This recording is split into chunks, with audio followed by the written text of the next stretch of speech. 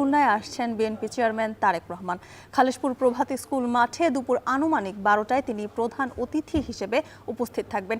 এ নিয়ে নেতাকর্মীদের মাঝে সৃষ্টি হয়েছে প্রাণচাঞ্চল্য। বিস্তারিত জানাতে যুক্ত হচ্ছেন তরিকুল ইসলাম। তরিকুল, সার্বিক আয়োজনের প্রস্তুতি সেখানে কেমন চলছে জানাবেন।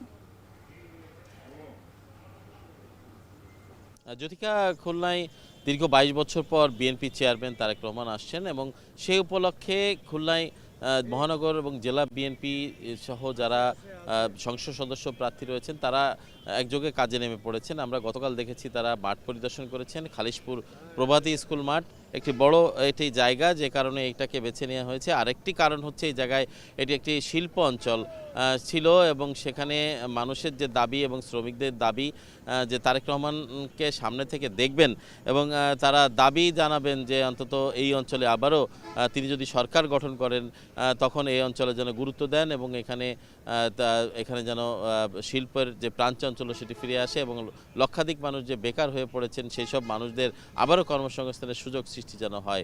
পাশাপাশি খুলনা অঞ্চলের যে অনন্য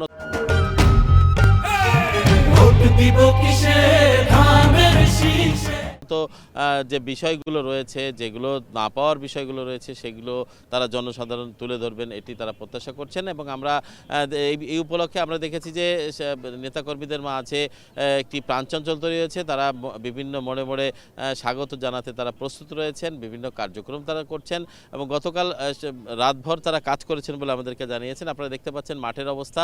এই যে মাঠে হচ্ছে সেখানে মাঠের প্রস্তুতি, নিরাপত্তা যে বেষ্টনী সেটি ইতিমধ্যে তৈরি করা হয়েছে এবং কিছুক্ষণের মধ্যে মঞ্চ এবং সাউন্ডের কাজ তারা শুরু করবেন বলে এটি আমাদেরকে জানিয়েছেন এখানে যারা এই কাজে ব্যস্ত নিয়োজিত রয়েছেন। এবং পাশাপাশি 200টি মাইক স্থাপন করা হচ্ছে, এগুলো বিভিন্ন মোড়ে মোড়ে যাতে দূর থেকেও যেন তারেক রহমানের ভাষণ তার মানুষ শুনতে পান এবং তারা যেন এই মাঠে যেহেতু লক্ষাধিক মানুষের উপস্থিতি থাকবে বলে তারা ধারণা করছেন এবং সে কারণে তাদের উপস্থিতিটা দূর দূরান্ত ছড়িয়ে যাবে এবং তারা দূর থেকে বিষয়টি শুনতে পারবে।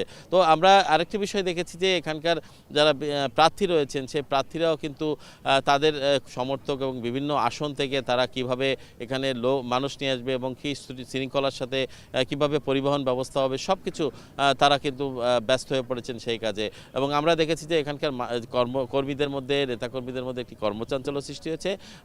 আগামীকাল যেহেতু তাদের দলীয় চেয়ারম্যান তারেক রহমান আসবেন এবং কি ভাষণ দিবেন, কি নির্দেশনা দিবেন সেই অপেক্ষায় তারা রয়েছেন। সব মিলে এই ছিল আমার কাছে খুলনার খালিশপুরের প্রভাতী স্কুল মাঠ থেকে আগামীকাল যে নির্বাচনী জনসভা অংশ নেবেন জনাব তারেক রহমান তার সর্বশেষ।